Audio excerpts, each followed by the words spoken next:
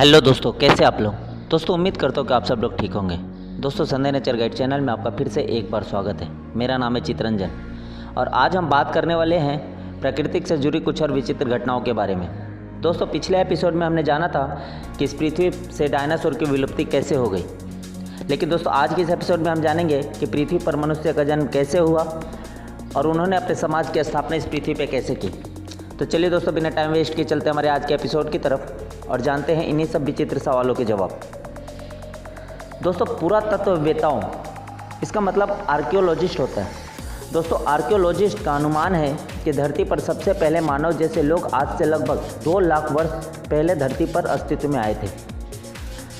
दोस्तों मानव जीवन के इस लंबे काल में मनुष्य पौधे और जड़ें खाकर अथवा शिकार करके अपना पेट पालता था। दोस्तों पहले विद्वानों को 19वीं शताब्दी तक के पूर्व इतिहास काल के बारे में बहुत कम जानकारी थी, परंतु विद्वानों ने उस स्थानों पर खुदाई की जहां पर किसी मनुष्य के रहने की संभावना थी। दोस्तों इन खुदाइयों में पुराने बर्तन तथा प्राचीन काल के मनुष्यों तथा जानवरों की हड्डियां प्राप्त हुई। दोस्तों इन वस्तुओं से मिली जानकारी के आधार पर विद्वानों ने इस बात पर प्रकाश डाला कि पूर्व ऐतिहासिक काल में मनुष्य कैसे जीवन व्यतीत करता था। दोस्तों विद्वानों का विचार है कि मानव जाति का इतिहास आज से लगभग 40 लाख वर्ष पुराना है।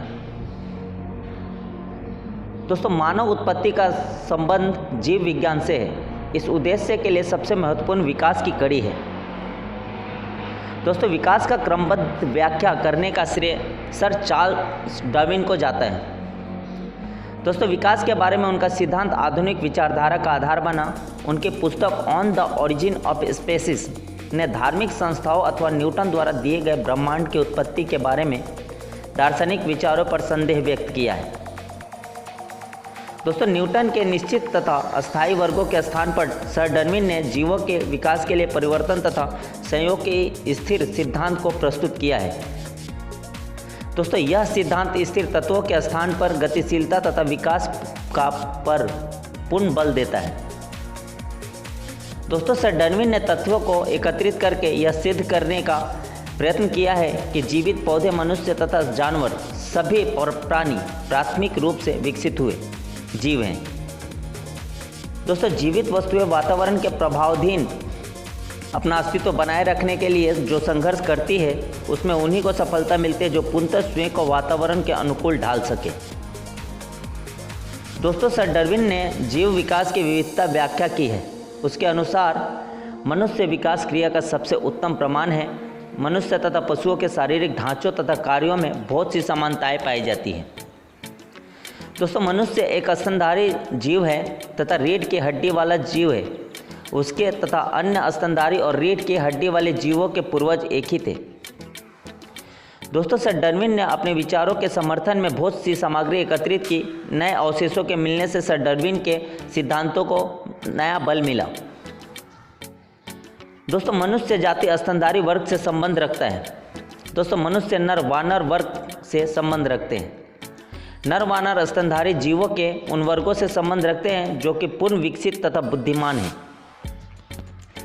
दोस्तों मनुष्य बंदर तथा लंगूर इसी वर्ग से संबंध रखते थे। दोस्तों उनके शरीर पर बाल होते थे, उनके दांत लंबे होते थे, उनके शरीर के तापमान में स्थिरता होती थी। दोस्तों आज से लगभग 30 लाख वर्ष पहले इन नर वानरों में एक और समूह उत्पन्न हुआ जिनको मनुष्य परिवार के पशु अथवा महावानर कहा जाता है। दोस्तों इनमें वनमानुष भी शामिल हैं। दोस्तों मनुष्य तथा नर वानरों में अनेक समानताएं पाई जाती हैं। दोस्तों आरंभिक मनुष्य का सिर बहुत छोटा था तथा पीछे की ओर झुका हुआ था। उनके शरीर पर घने बाल होते थे। वे बोल तो नहीं सकते थे परंतु समझने योग्य ध्वनि जरूर निकालते थे। दोस्तों वे भ्रमणकारी होते थे तथा भोजन की तलाश में पृथ्वी पे जगह जगह घूमते रहते थे।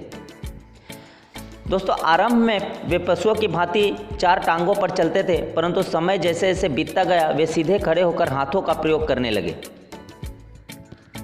दोस्तों आदि मानव की उत्पत्ति सर्वप्रथम 20 लाख वर्ष पहले अफ्रीका में हुई, परंतु कई इतिहासकारों का कहना है कि मनुष्य की उत्पत्ति केवल अफ्रीका में ही नहीं अपितु साथ साथ यूरोप, उत्तरी तथा दक्षिण पूर्वी एशिया में भी हुई थी। दोस्तों ये मनुष्य पहले अकेले ही शिकार करते थे। जैसे जैसे इनमें विकास की क्रिया बढ़ी वैसे वैसे समूह में मिलकर शिकार करने लगे। इस प्रकार पृथ्वी के अलग अलग जगहों पे जाके बसने लगे और वो अपने समाज की स्थापना इस पृथ्वी के अलग अलग जगहों पे करने लगे। दोस्तों ये उन्हीं का देन है कि आज का बड़ा पूरा संसार जो हम देख रहे हैं। तो दोस्तों आज के इस एपिसोड में हमने जाना कि इस पृथ्वी पर मनुष्य कैसे आए और उन्होंने अपने समाज की स्थापना इस पृथ्वी पर कैसे की। दोस्तों आने वाले एपिसोड में हम जानेंगे प्राकृतिक और पर्यावरण से जुड़ी घटनाओं के बारे में और उनकी शाखाओं के बारे में। तो दोस्तों आज के इस एपिसोड में बस इतना ही। आने वाले एपिसोड में हम मिलते हैं आपसे, तब तक अपना ख्याल रखें और मुझे दीजिए इजाज़त। दोस्तों अगर आप मेरी दी हुई जानकारी से संतुष्ट नहीं हैं तो नीचे कमेंट करके बताएं, और अगर संतुष्ट है तो वीडियो को लाइक करें, चैनल को सब्सक्राइब करें और वीडियो को शेयर करना तो बिल्कुल भी ना भूलें। धन्यवाद।